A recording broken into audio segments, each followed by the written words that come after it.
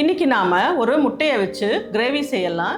இது டிஃபனுக்கு ரொம்ப நல்லா இருக்கும். வீட்டில் இருக்கிற பசங்களுக்கு டிஃப்ரெண்ட்டாக செஞ்ச மாதிரியும் இருக்கும், அதே டைமில் வீட்டில் இருக்கிற பெரியவங்க சாப்பிட்ற மாதிரியும் இருக்கணும். ரொம்ப நல்லா இருக்கும் சீஸ் போட்டு செய்கிறது. அது எப்படி செய்யறதுன்னு பார்க்கலாம் வாங்க.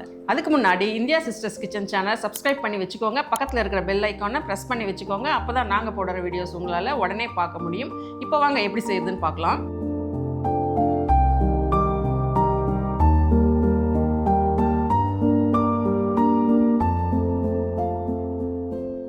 இப்போ ஒரு கடாயை வச்சு அதில் 1 டேபிள் ஸ்பூன் எண்ணெயை விடலாம். அதில் 2 பட்டை, 2 ஏலக்காய், 2 லவங்கம், ஒரு அரை டீஸ்பூன் சோம்பு இதை போட்டு வறுக்கலாம். இப்போது அதோட 3 மீடியம் சைஸ் வெங்காயம் அரிஞ்சு வச்சுருக்கேன், அதையும் போட்டுக்கலாம். அது கூட 4 பச்சை மிளகாய் அரிஞ்சு வச்சுருக்கேன், அதையும் போட்டு நல்லா வதக்கி விடலாம். இப்போது வெங்காயமும் பச்சை மிளகாவும் இந்த அளவுக்கு வதங்கின பிறகு 6 முந்திரியை போட்டு ஒரு கலந்து விட்டுட்டு அதோட ஒரு டேபிள் ஸ்பூன் தனியா பொடியை போட்டு அதோட ஒரு அரை கைப்பிடி கொத்தமல்லியை போட்டு ஒரு கலந்து ஸ்டவ்வை ஆஃப் பண்ணிடலாம். அந்த சூட்லேயே உங்களுக்கு அது நல்லா கலந்து நல்லா வாசனை வரும். அந்த தனியா பொடி நல்லா வாசனை வரும். அதோட கலந்து விட்டுட்டு ஆற வச்சு மிக்சிக்கு அடிச்சுட்டு வந்துடலாம். இந்த வெங்காயம் பச்சை மிளகா நல்லா ஆறிடுச்சுங்க. இதை நைஸாக அரைச்சிட்டு வந்துடலாம். தக்காளி 2 எடுத்து வச்சிருக்கேன் மீடியம் சைஸு, இதையும் தனியாக அரைச்சிட்டு வந்துடலாம். இப்போது ஒரு கடாயில் ஒரு 4 டேபிள் ஸ்பூன் எண்ணெயை விட்டுக்கலாம். எண்ணெய் காஞ்சிடுச்சுங்க. அதில் கொஞ்சம் கருவேப்பிலை போட்டுக்கலாம். ரொம்ப ஹை ஃப்ளேமில் இல்லாமல் கொஞ்சம் சூடாகவே போட்டுட்டு அதோட அரை டேபிள் ஸ்பூன் மிளகாத்தூள் போட்டிருக்கேன், அதையும் போட்டு நல்லா கலந்து விடலாம். இப்போது அரைச்சி வச்ச வெங்காயத்தை போட்டு நல்லா எண்ணெய் பிரிகிற வரைக்கும் வதக்கி விடலாம். அம்மா செம்ம வாசனையாக வருது. ஆமாம், நல்ல தனியா பொடியும் பச்சை மிளகாயும் கொத்தமல்லியும் அரைச்சி சேர்த்துருக்கிறதுனால சரியான வாசனைங்க.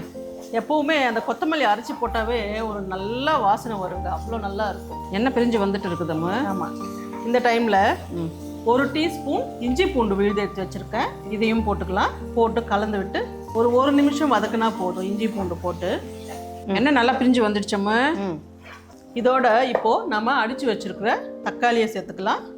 அதோட 1/4 டீஸ்பூன் மஞ்சப்பொடி, 1/2 டேபிள் ஸ்பூன் உப்பு, இதையும் போட்டு எண்ணெய் பிரிகிற வரைக்கும் கலந்து விடலாம். இப்போது தக்காளி நல்லா வதங்கி எண்ணெய் பிரிஞ்சிடுச்சுங்க. இந்த டைமில் நாம் 1 கப்பு தண்ணியை ஊற்றிக்கலாம். 1 கப்புன்றது 250 ml. இது நல்லா கலந்து ஒரு 2 நிமிஷம் மூடியை போட்டு மூடி கலந்து விட்டு வேக வைக்கலாம். இப்போது மூடியை எடுத்துட்டு மெல்ல கலந்து விட்டு அதில் முட்டையை ஒன்றொன்னா பிரியாமல் உடைச்சி ஊற்றிக்கலாம். நான் 5 முட்டையை ஊற்றிருக்குங்க, நீங்கள் 6 கூட போட்டுக்கலாம். போட்டு மூடியை போட்டு மூடி ஒரு 10 நிமிஷம் சிம்மிலேயே அப்படியே விடுங்க. அது அப்படியே நல்லா வேகும். மேலே பார்க்கவும் நல்லா அழகாக இருக்கும், டேஸ்ட்டும் நல்லா இருக்கும். இப்போது மூடியை திறந்து எப்படி வந்திருக்குன்னு பார்க்கலாம். நல்லா அழகாக குண்டு குண்டாக அந்த முட்டை நல்லா வெந்து கரெக்டாக வந்திருக்குங்க. இப்போது இதை ஆஃப் பண்ணிவிட்டு இது மேலே இந்த மாதிரி சீஸ் நான் 3 துருவி வச்சுருக்கேங்க. இது நல்லா தூவிட்டு மூடி ஒரு நிமிஷம் அப்படியே இருக்கட்டுங்க. நான் ஆஃப் பண்ணியிருக்கேன். ஆஃப் பண்ணிவிட்டு தூவிட்டு 1 நிமிஷம் அப்படியே விடுங்க. இப்போ 1 நிமிஷம் ஆயிடுச்சுங்க. ஓப்பன் பண்ணி பார்க்கலாமா? நல்லா செட் ஆகிருக்குதுங்க. நல்லா சீஸ் எல்லாம் மெல்ட் ஆகி பார்க்கவே எம்மியாக இப்போவே சாப்பிடணும் போல் நல்லா வந்திருக்கு.